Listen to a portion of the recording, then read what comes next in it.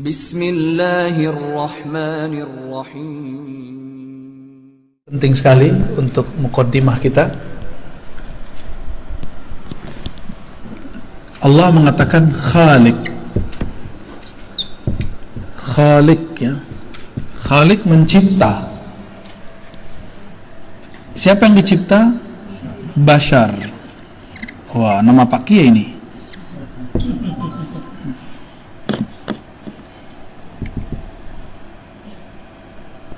Basharan. Dari mana dicipta? Tin. Tin bahasa Arab tanah. Tin, ya. Tanah. Bashar ini sisi zahir manusia. Zahir manusia. Maka Allah mengatakan, aku pencipta. Nah, ini kita ulang-ulang biar nggak lupa, dan ini sangat penting sekali, ya. Sangat penting untuk memulai kajian ma'rifatullah. Karena banyak sekali, jangankan orang awam, beberapa kiai aja saya temu, ya, mendebat saya juga begitu. Bagi dia, ruh itu dicipta. Padahal ayatnya tidak ada satupun ayat yang mengatakan ruh dicipta. Gak ada satupun ayat yang menyebutkan ruh dicipta. Maka di ayat 72-nya, gimana ayat 72-nya? Fa idza sawaituhu wa nafakhtu fihi min ruhi. Jadi Allah mengatakan nafakhtu, ya. Nafakhtu.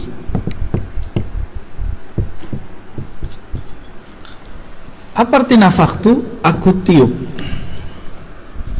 Aku tiup atau hembuskan. Beda dengan cipta. Apa yang dihembuskan? Ya, ruh.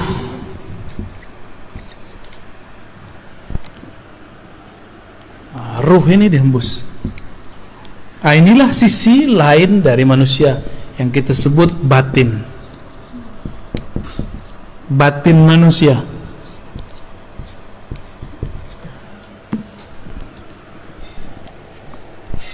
Di saat mati, si tanah, si bashar pulang kepada tanah. Sedangkan ruh, dia harus berpulang kepada sumbernya. Sumbernya siapa? Enggak, bukan Khalik. Khalik tanah. Coba baca ayatnya, ayat 72. Nafakhtu fihi min ruhi. Aku hembuskan. Nah, min di sini diperdebatkan ulama, nih minnya artinya apa? Sebagian kah? Dari kah? Apakah minnya mim ibtida? Mim ibtida itu dimulai dari ruhku, berasal dari rohku. Atau artinya aku tiupkan sebagian dari rohku.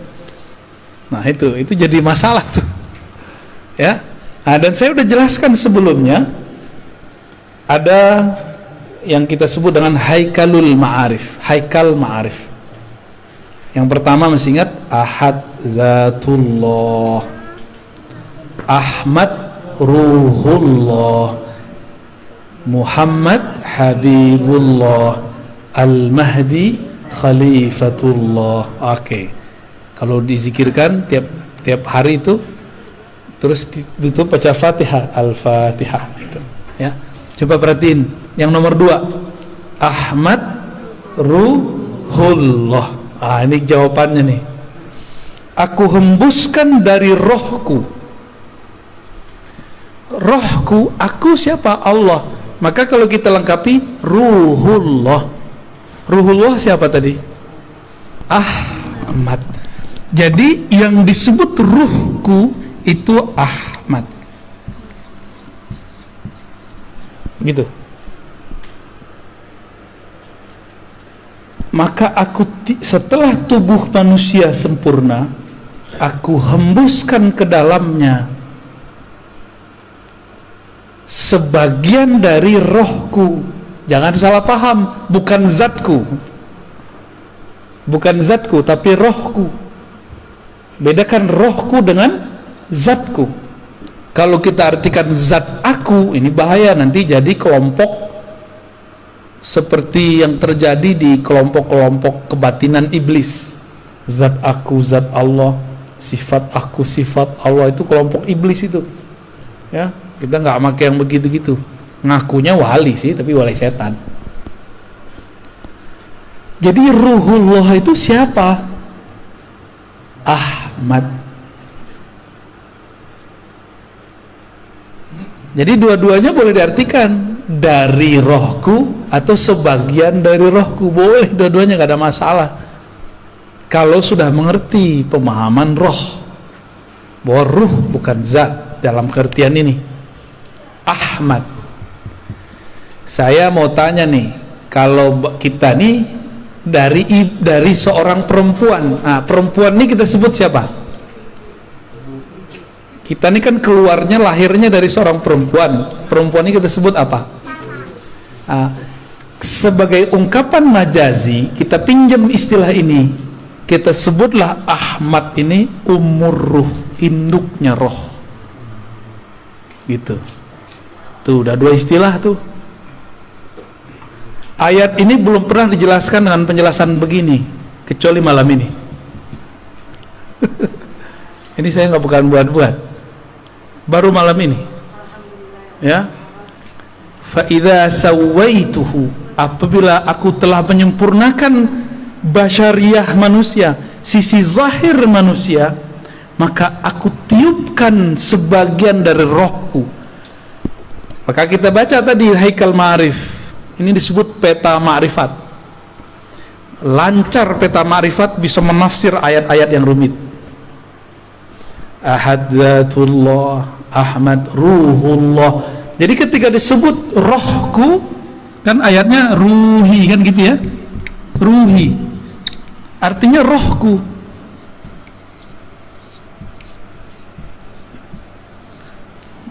Banyak yang salah paham, dikira rohku itu zatku. Mereka takut kalau nanti orang ngomong di dalam diri kita ada zat Allah. Bukan, ini beda. Nabi Isa aja kita sebut ruhullah, benar nggak?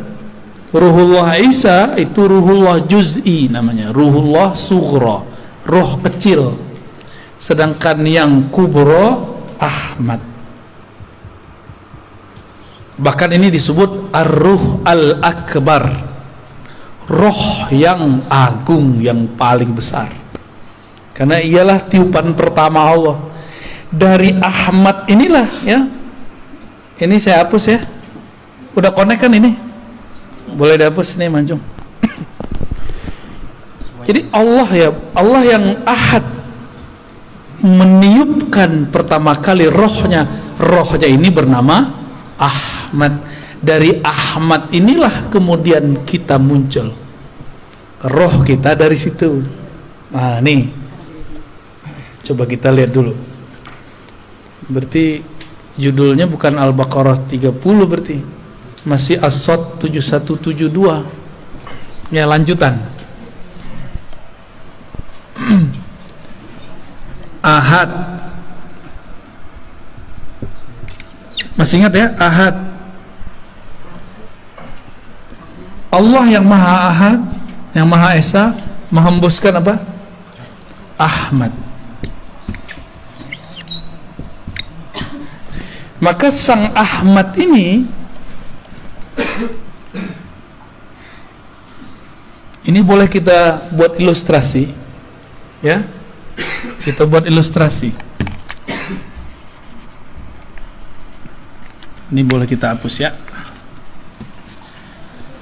Ahmad ini ada sisi zahirnya, ada sisi batinnya.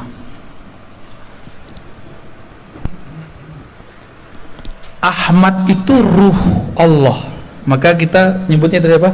Ahmad Ruhullah.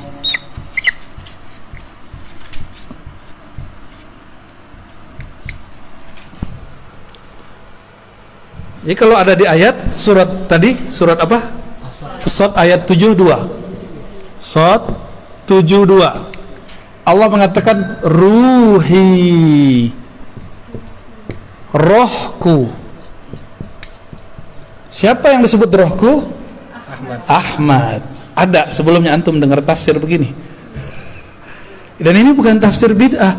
Ini cuma tafsir yang selama ini tersimpan belum dikeluarkan. Beruntung nih rumah Buya nih. Ya, berarti ada wali di rumah ini nih. Ya. Semoga istiqomah kita semua ya. Amin amin ya rabbal alamin. Ya. Jangan GR dulu mancung. Ruh Ahmad Ruhullah ini memancar. Ya. Ini pancarannya nih. Ini pancarannya. Nah, pancarannya ini disebut dengan Nur Muhammad. Gitu. Apa sebutannya? Nur Muhammad. Sumber nurnya adalah Ruhullah. Lalu apa hubungannya Nur Muhammad dengan Ahmad? Lalu tubuh manusia dan roh manusia. Nih coba lihat. Jadi ruh Ahmad Ruhullah ini, inilah yang menjadi roh kita. Roh kita dari situ. Nur Muhammad inilah yang menjadi sisi basyariah, sisi zahir manusia. Jadi ruh ini batin ya. Batin manusia. Saya pendek aja M. Sedangkan ini dari Nur Muhammad tercipta 4 anasir alam. Api, air, api, tanah, udara. 4 anasir. Unsur ya kalau bahasa Indonesia. Salah satunya tanah. Ya, tanah. Air, api, kayak Avatar ya. Apa lagi? Udara atau angin sama. Nah, ini sisi manusia nih. Jadi manusia di dalam diri kita ada 4 ini. Ada 4 itu. Inilah zahirnya manusia. Inilah Nur Muhammad. Jadi Nur Muhammad itu ada di sini, ada di sini, ada di sini. Ada semua. Cuma masalahnya nurnya sudah terkoneksi belum sama Ruhullahnya, itu masalahnya ya. Koneksi ini yang harus dibangun ya. Mana hidupnya? Udah hidup ya? Oh, oke. Nah, jadi Ruhullah ini sebagai sumber daripada Nur Muhammad. Nur, karena dari nur ini terpancarlah, terciptalah. Ini dia. Dengan apa Allah menciptakan yang 4 ini? Pakai kun. Ya. Kun fayakun. Kalau roh Ahmad Ruhullah nggak pakai kun, pakai hembusan. Nah, apa bunyi hembusannya? Itu rahasia. Nanti kalau ada waktu kita buka lagi. Ya. Belum boleh disampaikan sekarang, ya. Nanti jadi fitnah. Ngarang-ngarang apa lagi nih Ar-Razi nih kata orang ya. Dongeng mulu. Emang ini dongeng? Emang begini dongeng? Ada nggak orang bisa ngedongeng begini? Saya bayar. Ya. Kalau ini dongeng silakan ulang. Ya, kalau bisa ngedongeng dengan ini. Ini bukan dongeng. Ya, ini kalau dalam ilmu tafsir disebut tafsir isyari. Tafsir isyarat. Jadi tafsir itu ada 3. Tafsir bil ma'thur, riwayat. Di dalam Sahih Bukhari, Sahih Muslim begini. Ada tafsir tadi bil ma'thur, sekarang bil ma'qul, dengan akal. Nggak ada penjelasannya di riwayat-riwayat hadis, maka kita coba gunakan akal kita untuk menyentuh maknanya. Jika masuk akal, maka tafsir disebut ma'qul, tafsir rasional. Kalau akal boleh menafsir, kenapa ruh tidak boleh menafsir? Maka ruh kita juga menafsir. Inilah jadinya tafsir isyari.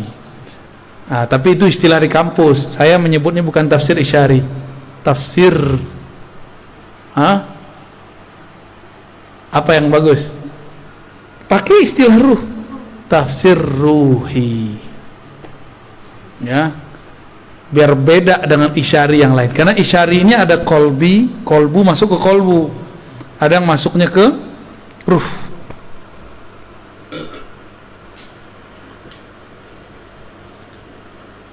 Pancarannya ini banyak, berapa banyak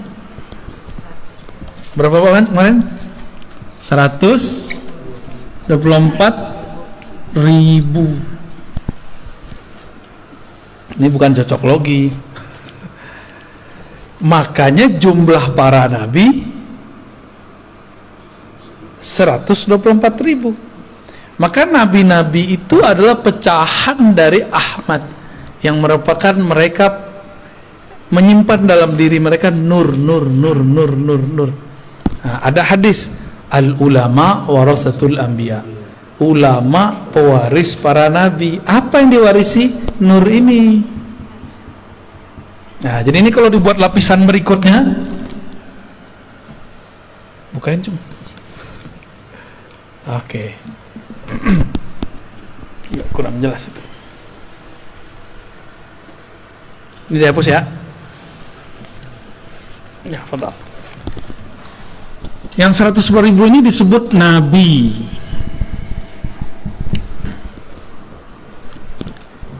Ini punya pewaris. Ada lagi pewarisnya. Ya. Ini cuma dihapus. Pewarisnya disebut ulama. Nah, ulama yang mana? Apakah semua ulama? Ulama yang mewarisi nur Muhammad di dalam dirinya. Nur itu artinya sesuatu yang terang, yang membuat dia punya pandangan ke depan, sehingga disebut Nur Muhammad. Dia tahu jalan hidupnya kemana, dia tahu jalan pulang, dia tahu jalan kemana. Itu orang kalau punya nur. Nah, ulama yang mana? Bukan yang bergelar doktor, ya. Gelar doktor saya bukan gelar Nur Muhammad. Ya. Oh, saya di pesantren, bukan pesantren. Emang Nabi nyantri? Emang sahabat Nabi nyantri belajar nahwu shorof? Enggak. Ulama yang mana? Maka ulama ini ditafsirkan lewat surat Fatir ayat 28. Coba buka Fatir 28.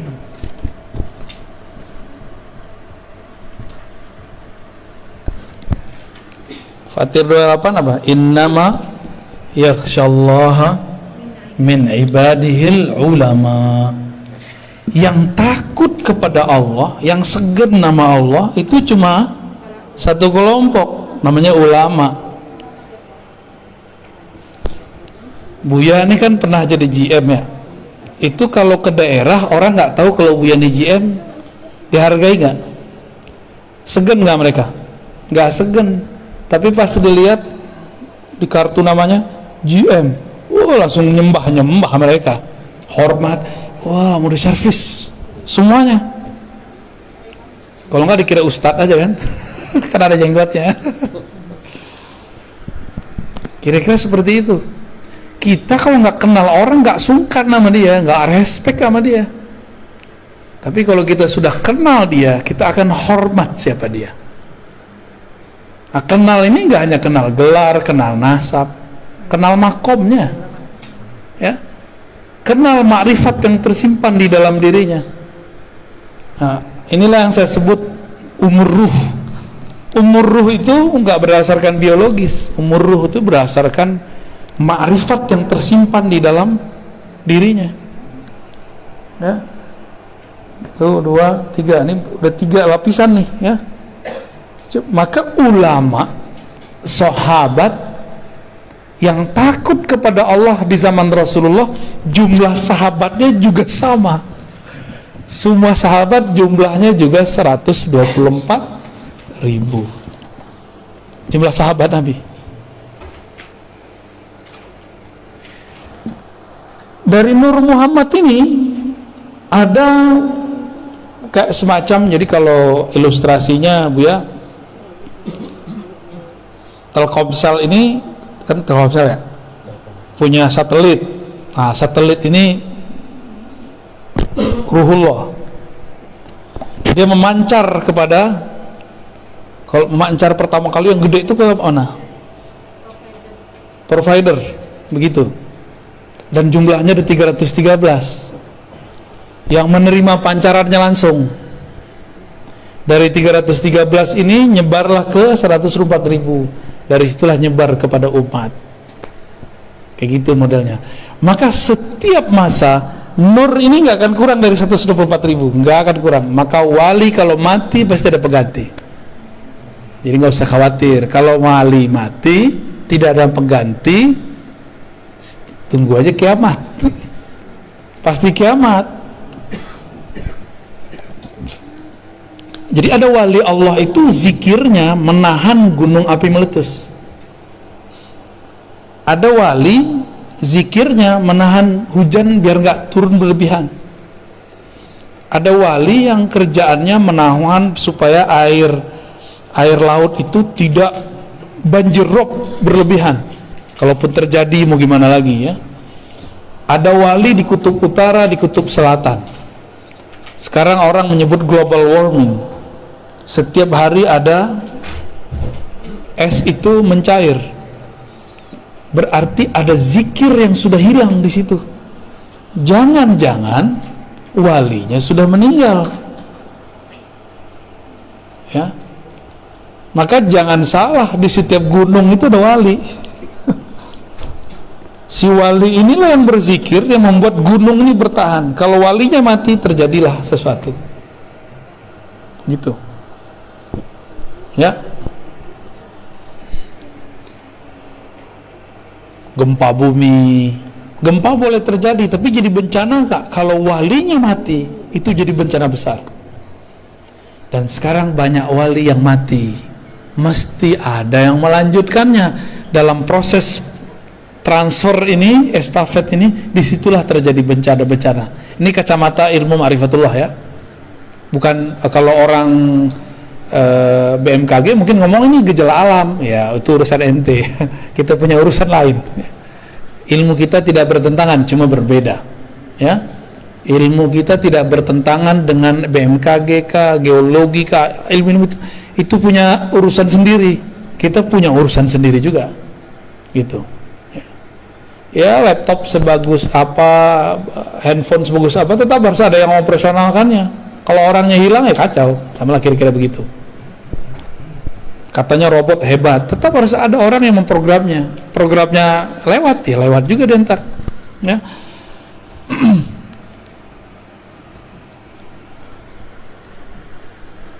Rata-rata kajian-kajian makrifat sebelum ini berhenti sampai di Nur Muhammad.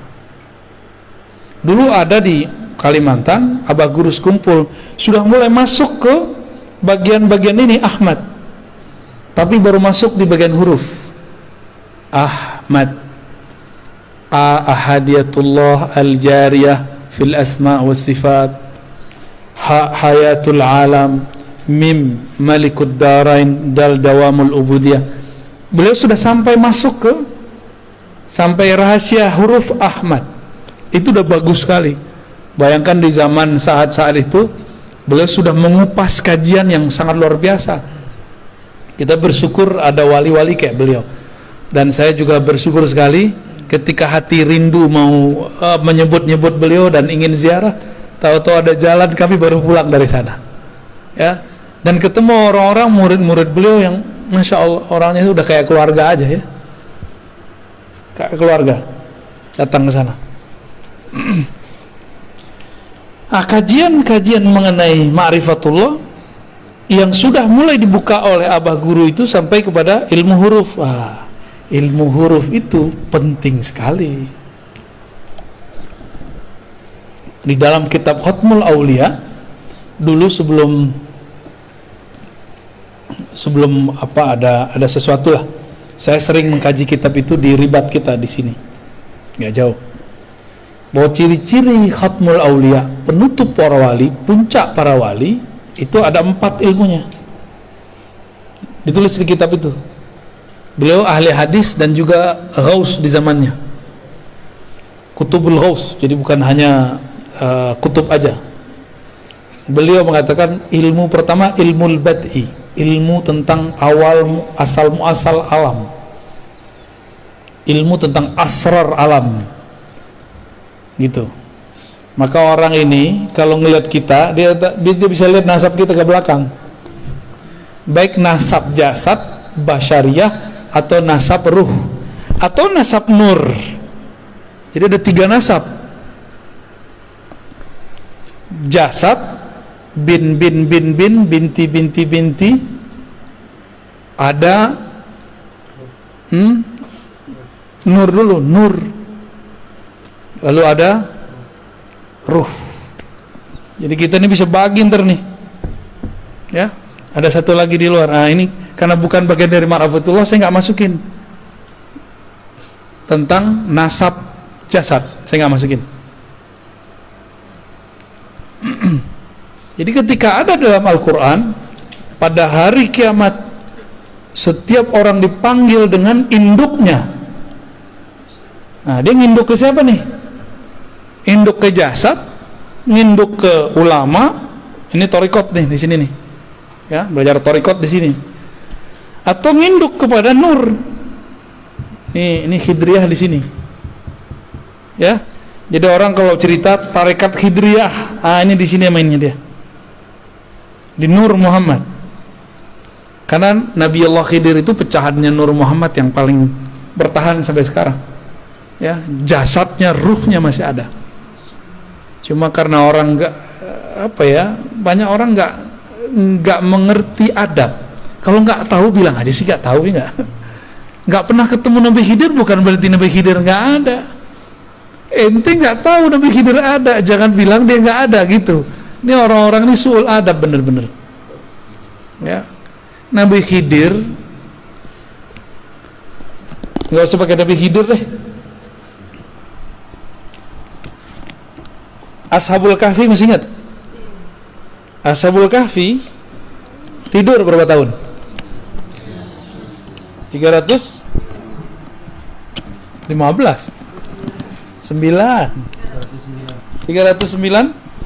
309 tahun. Makan nggak? Minum nggak? Wajahnya jadi tua nggak? Enggak. Saya mau tanya, ada nggak dalil yang menyebutkan Ashabul Kahfi mati?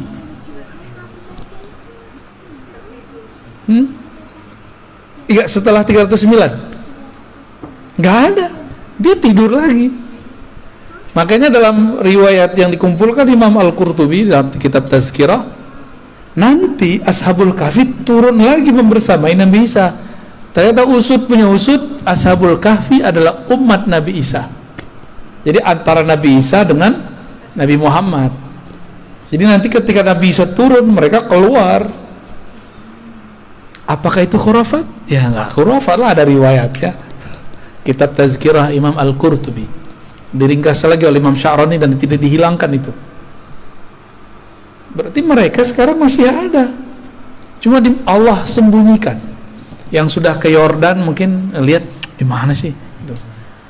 Saya juga pernah ke sana alhamdulillah, dan emang Allah tutup kan, Allah suka-suka tutup. 309 tahun aja Allah tutup. Siapa yang menunjukkan jalan kepada mereka ke goa? Kan nggak diceritain orang. Itu Nabi Allah Khidir. Nabi Allah Khidir yang bimbing mereka ke sana. Diajarin cara supaya nutupin gua biar nggak ketahuan. Itu ilmu Nabi Khidir semua. Nah ini nih ilmunya di sini nih, ilmu Nur Muhammad. Nabi Isa dalam surat As-Saff ayat 6 ya, mengabarkan, aku akan memberi kabar kalian kedatangan seorang nabi di akhir zaman, ismuhu Ahmad. Kok lahirnya Muhammad? Berarti Ahmad nama apa dong? Karena Nabi Isa ruhullah, maka Ahmad itu nama ruh. Ini dah dalil kalau ruh itu punya nama. Nama ruh pertama Ahmad. Coba Ahmad sama Ahad bedanya apa? Coba beda mim doang. Oh, kalau bagi orang ahli huruf ada rahasianya. Nah, tadi empat pencirian wali khatmul aulia. Tadi ilmul bati masa lalu. 2 ilmul maqadir masa depan. Ya. Ilmul bati, ilmul maqadir, apalagi ya? Mitsaq, ilmu mitsaq. Apa arti mitsaq? Mitsaq ini syahadat alam semesta. Jadi kita ini per alam ada syahadatnya, per zaman ada syahadatnya, beda-beda syahadatnya. Syahadat Nabi Isa beda dengan syahadat kita. Syahadat Nabi Adam beda dengan kita. Tapi ada syahadat yang permanen, itu syahadat azaliyah namanya. Ya.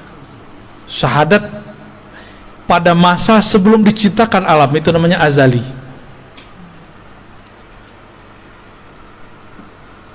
Ada. Sebelum ruh kita ditiupkan ke dalam janin itu sudah ada syahadatnya dia. Itu mitsaq, perjanjian alam. Jadi kita sudah punya kontrak dengan Allah. Itu mereka ngerti. Itu turunannya. Ya. Ketika ruh mengatakan syahidna, itu turunan dari mitsaq tadi. Itu semua ruh. Dan ruh ini kan ada yang Allah tiupkan kepada manusia, ada yang Allah tiupkan kepada hewan, ada yang Allah kemudian lempar ke pohon-pohon. Coba, kenapa tuh Buya? Roh kita kok dilempar jadi manusia, sedangkan ada roh jadi kucing. Ada roh yang ditiupkan kepada anak keturunan Nabi, Habib Sayyid, anak Kiai, Gus, Ajengan. Kok kita enggak, dia iya. Kok dia Habib, kita enggak. Dia Sayyid, kita bukan. Oh, itu ada rahasianya semua. Itu ilmu mitsaq.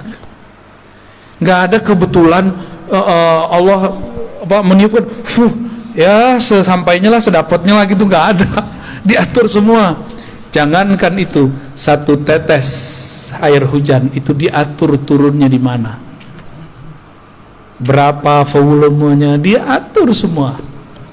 Nggak diatur. Apalagi urusan roh. Oh, sedapatnya deh gitu, nggak ada begitu. Ya, Allah betul-betul rapi. Ya. Muqtadirah. Salah satu nama Allah itu Muqtadir. Ya, begitu detail dalam mengukur segala sesuatu. Kenapa Buya? Kita nggak jadi Habib ya? Yang ono jadi Habib. Tapi nggak usah khawatir ya. Mau dia Sayyid, mau dia Habib, kita bukan Sayyid, bukan Habib, potensi menjadi wali sama. Potensi jadi wali sama. Maka tidak sedikit orang biasa jadi wali. Kan ulama. Ini coba lihat, ini kebayang. Nah, sekarang coba ganti Ahmad ini, bayangkan seperti Ka'bah.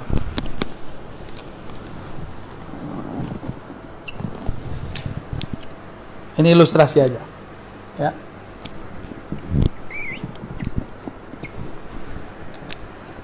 Ini ilustrasi, biar paham masa lalu. Kenapa ada satu amalan unik dalam ajaran Islam namanya tawaf? Tawafnya kok ke Ka'bah? Kenapa tawaf di situ? Kok tawafnya ke batu lagi ya? Batu hitam, batu bata. Oh, ternyata ada rahasianya. Tubuh tawaf kepada tempat mulia itu, walaupun dia dari tanah, dari batu. Nah, ada rahasia di situ. Air Zam-Zam kah apa? Ternyata ruh dia juga bertawaf. Tawafnya jasad kepada Ka'bah. Yang disebut haji mabrur kalau ruhnya ikut tawaf. Jika nurnya ikut tawaf. Nah, kita ini tercipta dari nur Nabi Muhammad dengan kunnya Allah. apakah kita mencari siapakah Ahmad itu? Nah, dalam pencarian, inilah yang disebut tawafnya ruh. Kita ini lagi tawaf ini, nggak tahunya lagi nyampe di sudut mana nih, ya? Kan 7 kali kan? Ya, kita ini kan baru mulai kita ngajinya, baru mulai ngajinya, ya muter 7 kali loh. Tapi 7 kalinya ruh, panjangnya dan lamanya bukan main, ya. Lama ini ya. Kerja itu kan tawaf, bolak balik. Apa yang kita cari dari kerja itu? Fulus. Berarti Ka'bah dia fulus. Kalau Ka'bahnya cuma fulus, dia akan membenarkan segala cara. Tapi kalau badannya mengelilingi fulus, bolak balik, tapi ruhnya mengelilingi, nurnya mengelilingi ruhullah Ahmad, orang ini tidak akan pernah korupsi, nggak akan pernah main-main angka. Itu kalau benar tuh, ya. Kalau benar ruhnya muter. Jadi zahir kita ini muter terus, nggak ada yang nggak muter. Saya nanya juga ke orang-orang kimia, orang-orang yang ahli-ahli dalam molekul-molekul, ternyata atom itu masih terdiri dari molekul-molekul lain, dan itu semuanya bergerak tawaf semua. Dan ternyata darah kita tawaf di badan, ya, tawaf semua, nggak ada yang nggak tawaf. Ka'bahnya darah, jantung. Ka'bahnya darah, jantung.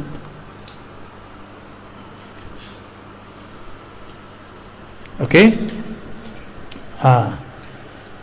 Kalau sudah punya gambaran begini, ilmu bad'i, ilmu masa lalu, jika di masa lalu di alam nuriyah ini kita dulu percikan nur kita ini tawaf kepada Ahmad, maka lahirnya pasti jadi seorang mukmin. Kalau dia tambah dekat, yang paling dekat 124.000, maka di zaman dulu dia jadi nabi. Setelah Nabi Muhammad dia bukan jadi nabi, dia jadi wali. Gitu. Kalau dulu kita pernah tawaf. Ada lagi, dia memandang. Jadi nur ini memandang kepada Ahmad. Terus dia mengatakan, wow, indah sekali. Dia lahir jadi Habib. Itulah sejarah kenapa Habib terlahir sebagai Habib. Jadi nggak ada yang cocok logi, dan nggak ada yang terjadi begitu saja. Semuanya terjadi karena mengulang aja itu. Udah selesai tawaf di sana, dia masuk lagi ke alam baru. Kita lagi tawaf ini, lagi tawaf semua ini. Selesai masuk lagi ke alam barzakh, tawaf lagi di sana. Selesai masuk lagi ke padang mahsyar. Di padang mahsyar Ka'bahnya bukan Ka'bah ini, kembali kepada yang punya Ahmad ini, namanya Muhammad. Maka semua orang mencari Nabi Muhammad, tawaf lagi. Begitulah terus mencari syafaat. Kan nanti semua orang hatta Nabi Ibrahim nyari Nabi Muhammad, ya. Maka bernamalah Nabi Muhammad itu Al-Fatih, karena Nabi Ibrahim membuka pintu surga nggak bisa, balik lagi. Siapa yang bisa bilang Muhammad? Maka disebut Muhammad Al-Fatih lima ughliq wal khatim lima sabaq, ya. Itu ijazahnya minta ke Pak Kiai itu, ya. Ya, salawat Al-Fatih.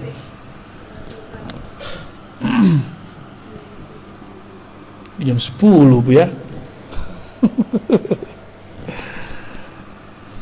Gimana? Tanya jawab atau lanjut? Lanjut tidur. Ya, rehat dulu. Bismillah.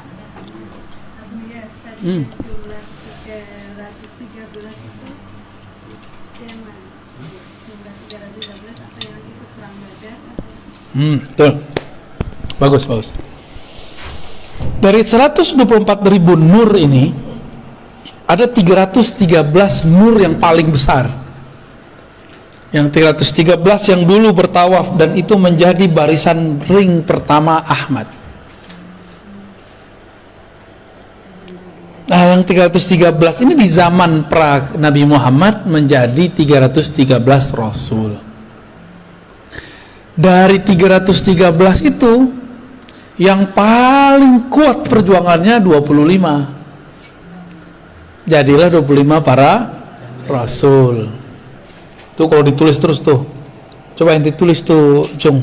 124.313, gede-gedein tulisannya ke bawah. Dari 313 itu ada 25 yang kemudian sangat luar biasa perjuangannya. Dari 25 ada yang paling penyabar, 5 nabi. Dari 5 itu semua sumber kesabarannya ada dari satu sosok, itulah Muhammad sallallahu alaihi wasallam, Sayyidul Awwalin, Sayyidul Akhirin. Ya, 300. Inti jangan salah tulis, bukan 212, bukan 414. Ya, 313. Ya. Kalau 212 tuh kawan-kawan kita yang berjuang kemarin tuh ya. Ya, 5. 5 jadi berapa? 1. Nah, ini penting nih. Syukuran. Jadi 124.000 itu ring terluar, ring terdekatnya 313. Dari 313 ini paling dekat lagi 25. Dari 25 ini paling dekat lagi 5. Dari 5 itu 1. Berarti kalau 5 kurang 1 berapa? 4. Coba lihat. Nabi Muhammad, Abu Bakar, Umar, Utsman, Ali. 5 kan?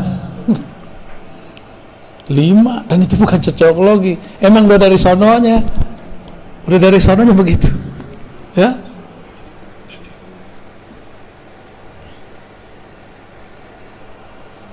Kalau dulu begitu, di akhir zaman kata Nabi akan ada musuh besar. Para nabi dahulu pun tidak sanggup melawannya, yang sanggup melawan umat Nabi Muhammad. Kira-kira ilmu yang diturunkan zaman sekarang lebih sedikit atau lebih banyak dari zaman dulu? Nabi Musa nggak dapat izin ngelawan musuh besar ini.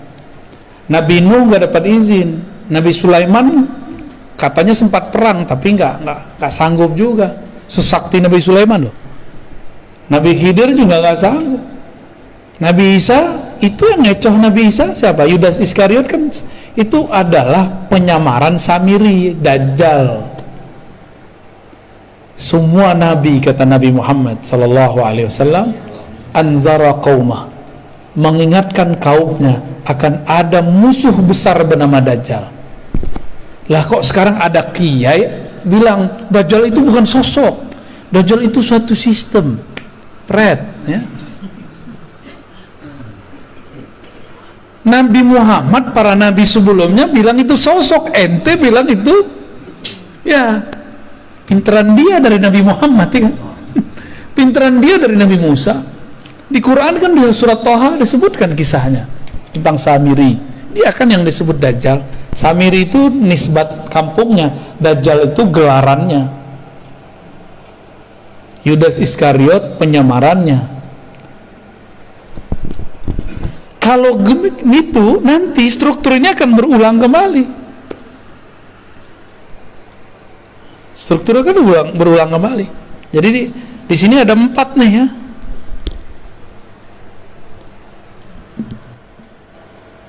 Sama ntar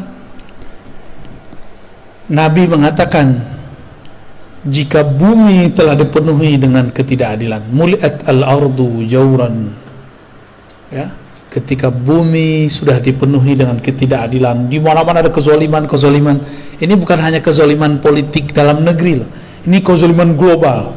Jadi tolong move on, jangan cuma memikirkan masalah pilpres. Itu terlalu cetek mikirin begitu. Ini sudah umat akhir zaman sudah. Kita nggak boleh hanya memikirkan politik satu negeri. Ini sudah besar ini masalahnya. Udah lintas negara, lintas benua.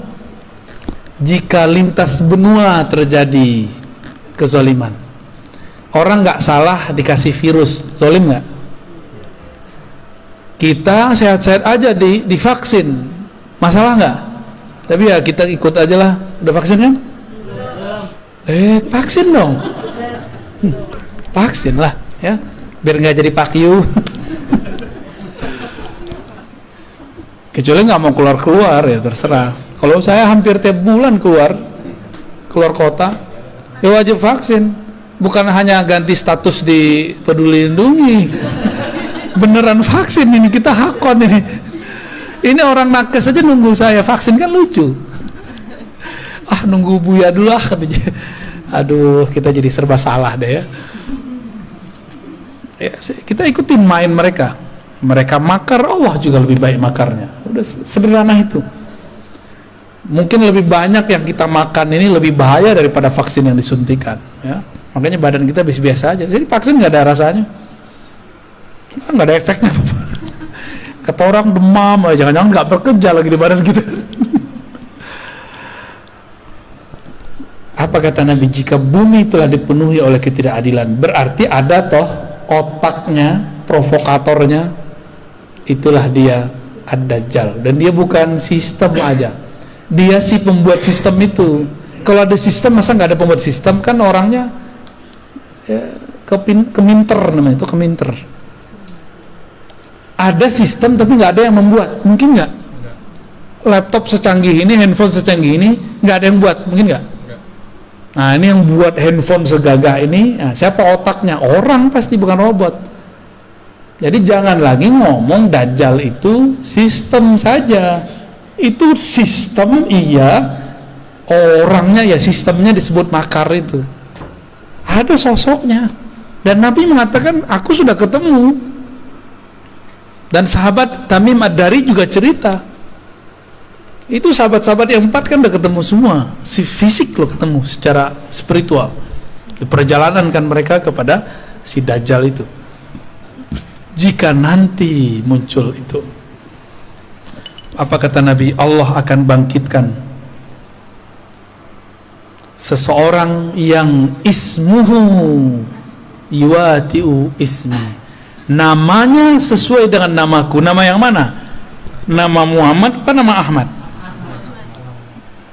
Ahmad. Berarti nama zahirnya, nama KTP-nya bisa jadi bukan Ahmad gitu, tapi nama ruhnya sama. Maksudnya gimana tuh? Jika ada ulama mewarisi 124.000, terus Ahmad siapa yang mewarisi? Pewarisnya belum ada selama berabad-abad, dan inilah abadnya, dialah yang akan mewarisinya. Dialah yang disebut Al-Imam Al-Mahdi. Jadi pewaris Nabi Adam sudah banyak, Nabi Syith sudah banyak, Nabi Nuh sudah banyak, terus, dan itu berputar terus. Tapi pewaris Nabi Muhammad yang mutlak belum ada dari dulu. Ada Al-Ghaus, tapi Al-Ghaus itu cuma wakil-wakilnya aja.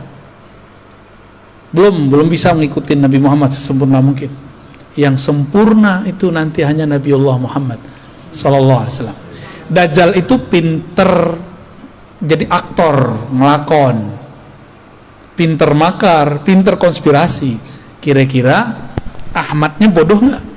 Mungkin nggak ngaku-ngaku di YouTube saya Al-Mahdi? Mungkin nggak? Udah banyak loh yang ngaku dia Al-Mahdi, juru Ratu Adil, juru selamat. Udah banyak. Di Pakistan ada, di Jawa ada, di Sunda ada. Kemarin aja dari Serang ada, dari Lampung ada, dari Malaysia ada. Ya salam, sabar dikit kek ya. Main cerita-cerita aja di IG, main cerita-cerita. Yang ngirim-ngirim ke IG saya juga banyak, ngaku saya lah Al-Mahdi. Ternyata pemain game. Cuma karena jidatnya lebar, hidungnya mancung dikit. Macam-macam udah, macam-macam. Karena kita mengenal ilmu ini, yang mewarisi Ahmad itu dialah bernama Al-Mahdi. Al-Mahdi itu gelar. Berarti ya Ahmad itu nama dia tuh. Nurnya Muhammad juga, ya. Rabbul Masyriqi wal Maghrib, ya. Si Nur Muhammad itu terbit nurnya di timur dan di barat, ya. Oke. Jadi inilah penjelasan lanjutan daripada surat Shad ayat 72, ya. Dan ini belum selesai loh. Masih ada lanjutannya lagi, ya. Masih ada penjelasan di balik penjelasan. Masih ada rahasia di balik rahasia, ya. Oke, kira-kira itu. Udah jam 10. Ini jam aneh salah kayaknya nih. Kayaknya belum disetting tadi nih. Kecepatan itu. Oh, itu yang Bahlul. Jamnya PA. Baik, gimana Bu? Ya, gimana? Ya. Mengenai tadi bahwa ruh itu tidak balik ya. Ya. Terkait dengan innalillahi wa inna ilaihi raji'un itu seperti apa hubungannya? Inna lillahi wa inna ilaihi raji'un. Kaitannya apa dengan ruh tidak dicipta, kan gitu. Mati itu pulang kampung. Tubuh dicipta dari tanah, maka dia pulang ke kampungnya tanah. Ruh dihembuskan dari ruhi Ahmad, maka dia harus cari jalan pulang ke. Bisa nggak ruh tubuh tanpa ditanam dia tertanam? Gak bisa, harus ada yang ngurusin, dimandiin, dikuburin. Tuh, paham maksud saya? Ini ilustrasinya. Jika tubuh zahir ini harus ada yang urus, harus ada gurunya, apalagi harus ada yang nunjukin jalannya, harus ada yang gendong. Jadi ruh ini kalau dia berpisah nggak ada yang jemput, dia akan gentayangan kemana-mana. Tapi bukan jadi hantu, bukan. Yang jadi hantu itu jin. Dia akan kemana-mana, dia mencari pertolongan. Siapa? Aku mau kemana ini? Dia bingung. Maka sekarang kita kasih tahu, kalau kita meninggal kita harus kembali kepada Ruhullah Ahmad. Ini yang harus dicari, ya. Makanya ada satu sholawat boleh diamalkan. Allahumma ya Ahad, wahai ya Allah yang Maha Esa, Maha Tunggal, sholli ala Ahmad, limpahkanlah rahmat, sampaikanlah ruh kami kepada ruh Ahmad. Itu maknanya. Pulangkanlah ruh kami kepada ruh Ahmad. Pulangkan kami kepada ibu kami, induk kami. Kalau kita masih punya ibu, pengen pulang kampung nggak kalau ibunya di kampung? Ibunya di sini, berarti pulangnya di sini, ya kan? Coba misah sehari aja, nggak mau kan? Nggak mau tuh, pelukan langsung. Begitulah nanti jika ruh tahu jalan kepada ummur ruh, nanti mereka semua akan bermanja-manja. Makanya kalau bener nih kita sholawat, kita mewek-mewek nyebut nama Ahmad. Nggak ada orang yang nggak bisa nangis kalau nggak sebut Ahmad. Cuma ini kita lagi tahan-tahan aja nih. Kalau bener nih ruh, dia percikan dari hembusan Ahmad, disebut Allahumma ya Ahad, sholli ala Ahmad. Enggak, pasti ngalir. Ya Allah, ruhku ini adalah bagian dari hembusan ruhmu Ahmad. Tolong kembalikan ia kepada ruhmu Ahmad. Sampaikan kami kembali pulang kepada ibu ruh kami Ahmad, induk ruh kami Ahmad. Enggak nangis, berarti dalamnya hitam. Itulah rahasia. Silakan diamalkan itu, ya. Ya, Allahumma ya Ahad, sholli ala Ahmad. Allahumma ya Ahad, sholli ala Muhammad. Allahumma ya Ahad, sholli ala al-Mahdi khalifatika ya Allah ya Ahad. Allahumma sholli ala Al-Fatihah.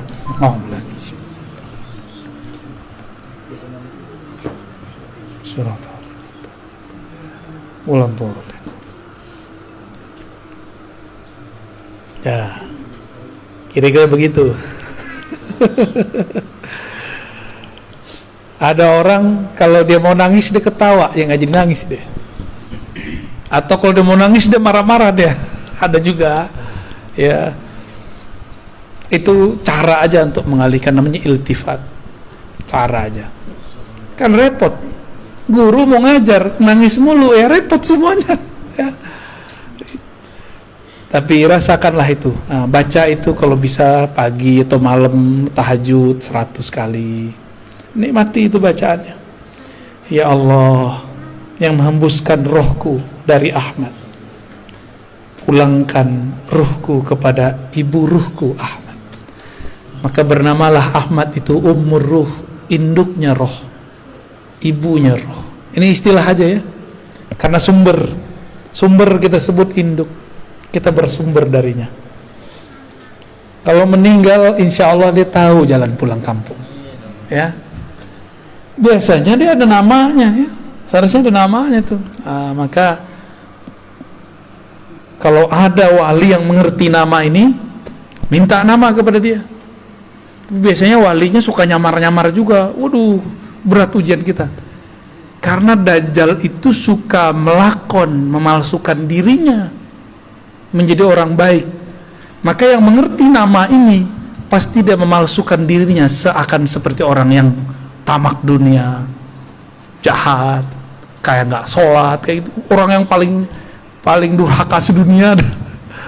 Ya, itu namanya malamatiyah. Itu berat ujiannya. Nah, ujian bagi kita kalau emang punya ruh, coba tanya ke dalam ruh. Jangan hanya pakai akal. Kalau akal kita bilang, masa sih? Akal kan gitu ngomongnya. Kalau ruh dia nggak ngomong begitu. Ya, dulu orang Arab bingung, Muhammad ngaji di mana? Kok dia bisa mengerti qul huwallahu ahad, Allahu samad, lam yalid wa lam yulad? Itu mereka bingung itu. Nggak ada yang nyokolahin. Itu lewat ruh itu. Maka mereka ngomong, ini bukan dari ahli kitab. Bukan dari ayahnya udah meninggal duluan. Bukan dari ibunya meninggal ketika kecil. Bukan juga dari kakeknya sibuk ngurusin orang. Terus dari mana? Disitulah kemudian Abu Bakar sadar, oh kalau Muhammad pasti Allah di belakangnya, gitu. Ya, maka bernamalah beliau Siddiq. Ya. Kisah Mi'raj itu salah satu dari kisah yang beliau jadi disebut Siddiq. Gitu. Gitu, aman. Tadi amalin ya, sholawat ahadiyah ya. Itu sudah biji-biji sholawat, udah pangkal-pangkalnya sholawat. Karena sholawat itu banyak, ada Al-Fatih, ada sholawat Nurizat, ada sholawat Tibul Qulub. Ini masing-masing punya fungsi, punya rahasia-rahasia. Ini sholawat ma'rifat ya. Dan itu gak dibuat-buat, emang dikasihnya begitu. Siapa yang ngasih? Ya itu tuh Ahmad Ruhullah yang ngasih gitu. Nah, gimana cara koneksinya ya? Kita kan punya ruh, seharusnya kita bisa juga dong koneksi sama dia. Kenapa kita nggak bisa berinteraksi, terhubung kepada ruh Ahmad? Karena kalau kita punya handphonenya bagus, tapi baterainya soak. Baterainya ada, kartunya nggak ada. Kartunya ada, pulsanya nggak diisi.